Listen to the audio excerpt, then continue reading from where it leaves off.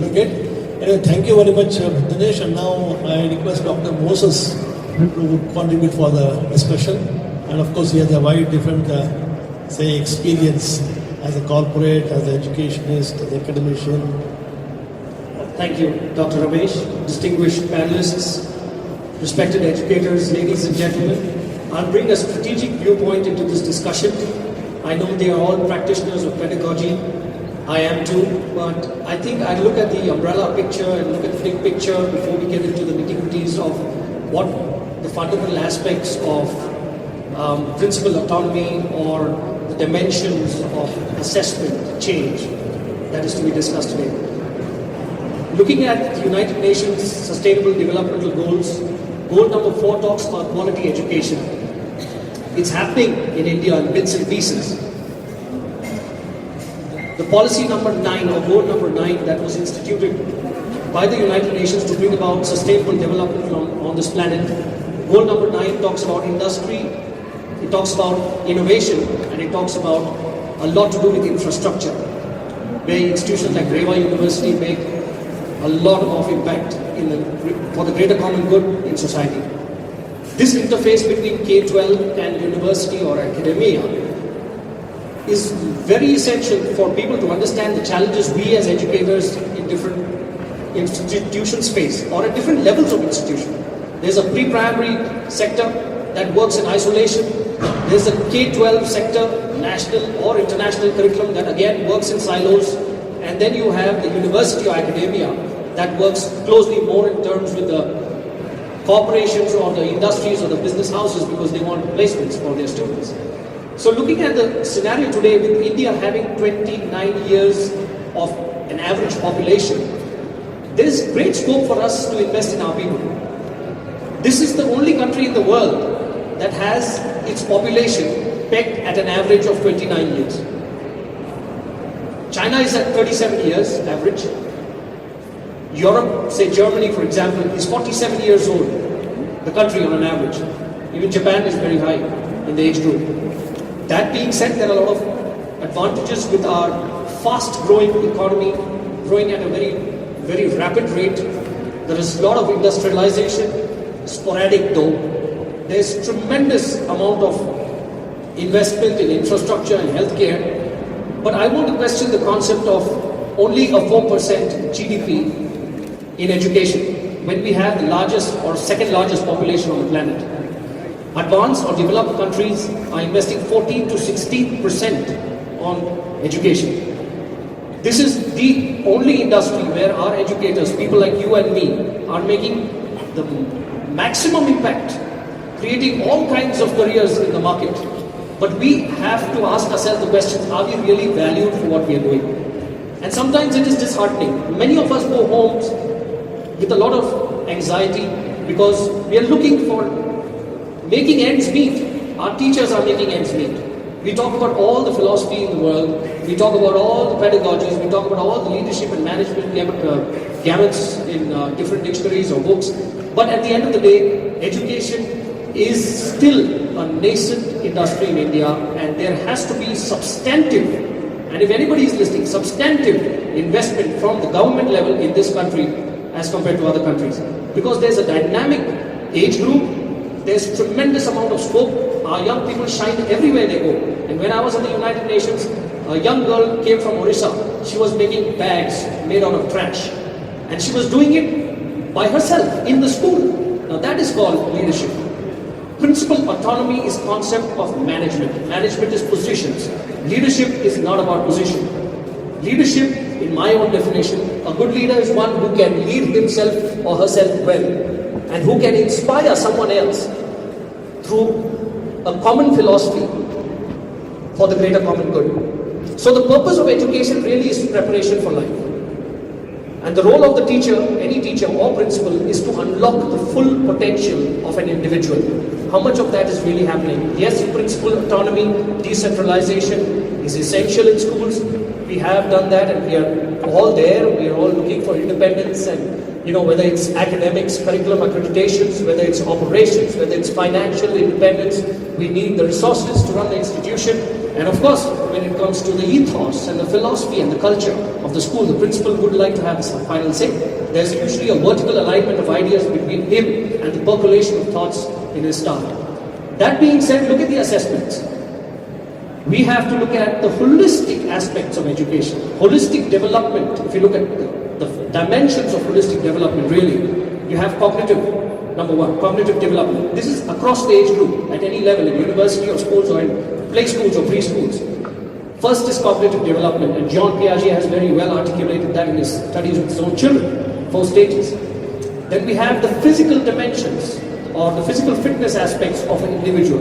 Very important. Kurt Hahn had brought that out in his studies on how Boy Scouts are trained in schools.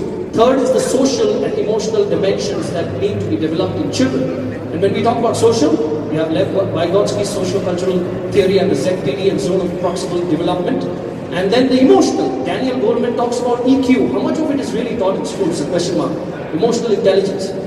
Then you have spiritual development. That is absolutely a silent sort of a phenomena in schools, when that is really important. Religion and spiritualism are different, totally different. Now, when we talk about spiritual development, we have Abraham Maslow had postulated his various, the whole hierarchy of physiological and safety and love and belonging and self-esteem and self-actualization. Who am I? Why am I here? When an individual is empowered individually to give those answers, who am I and why am I here, education has done justice to that child. Or like Eric Schmidt of Google comes up with this saying, the purpose of education is to create an independent, ethical, smart creator. Independent, ethical, smart creator. That is my own, let's say, forte. And then the last, after spiritual development, we're looking at aesthetic development. Jiddu Krishnamurthy brought that out beautifully in India. Aesthetic development. Howard Gardner has come up with this brilliant theory of 9 multiple intelligences. Gone are the days when Charles Spearman postulated IQ and spoke about only logical reasoning and mathematical and verbal abilities being tested in the childhood. Today we need to look at the dimensions of intelligences, the learning styles and multiple intelligences. This is also mapped according to for placements, for career planning, for their own aspirations to be fulfilled. And a lot of us have aspirations. A lot of these children in this country have aspirations. How much of investment is really going on into education? A lot of schools are running it like business houses. They're looking at making money. That is what it is. But when we have a good amount of understanding, when there is a balance between the business plan and the true purpose of education, which is to develop holistically these 5 dimensions of a child, then it serves justice. The assessment is flawed. We are only doing cognitive assessment of children. We are looking at rote memorization and performance in examinations. 100 out of 100 is not education. It may produce competitive minds, but not really collaborative global citizens with a conscious realization that there is a community at large and that we cannot live in islands of wealth and prosperity while the remaining of our neighbors, 70% of this country, lives in isolation and suffering. So much of our population lives in rural areas. What are schools as CSRs doing for these children? So the assessment has to change. We cannot only have cognitive assessment. We need to have assessment based on fitness, assessment based for their spiritual development, assessment based on their social development. They should be assessed, they should be trained, they should be adept. Children need to learn that this is also important, not just exams. Otherwise, right now they are only preparing for exams. And a lot of stress factors being created. There's a lot of suicide happening in the country because of this. Because our assessment is focused only on cognitive development of children. But if we give them more ability to assess them with social responsibilities or some community service, we are assessing them for their fitness, we are assessing them for spiritual development, moral ethics, values. We are giving credence, priorities to moral education. Now all of us want to be good human beings, but nobody talks about it. We want them to be brilliant scientists, and you have all the great minds in the world making all the wrong decisions sometimes. And then we have the whole debacle of, okay, they're great minds produced by the best universities, but they're making all the wrong decisions. In the past, it has happened and we've had global recession because of a factor called greed. See, there is enough for everybody's need, not enough for everybody's greed. And if resource sharing is managed well, then the whole concept of purpose of education, which is preparation for life, and the role of the teacher, which is to unlock the full potential of the child and assess the child on his or her full potential, then the concept of principal autonomy will make sense. Otherwise, it is a management definition. It is excellent in theory, but as practitioners, we have to be a little more aware that we are responsible as individuals and we need to really try to make a difference in this. Another point I want to make is working in silos. Arts, science, commerce, junior colleges. How long are we going to isolate arts from the sciences and science from the commerce? Fortunately, some of the curriculum, I'm not going to specify that, you probably know the international curriculum. It is looking at electives where you can take a bit from liberal arts, a little bit from business, and a little bit from mathematics and study all this because it is important to have a balanced personality.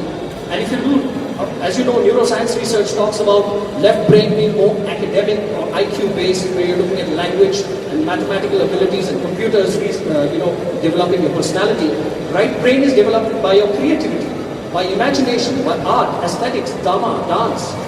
And if we have a balanced personality, only then the child is balanced. He'll be a little more cognitively and spiritually, aesthetically balanced. So we need to have assessment, but assessment will not change unless the curriculum structures and there's a blend of different subjects taught in order to bring about that balance in his personality. So these are some of the points and some of the salient features of what this topic is all about. And I think we need to look at the bigger picture. And yes, there is an absolute need for redefining assessments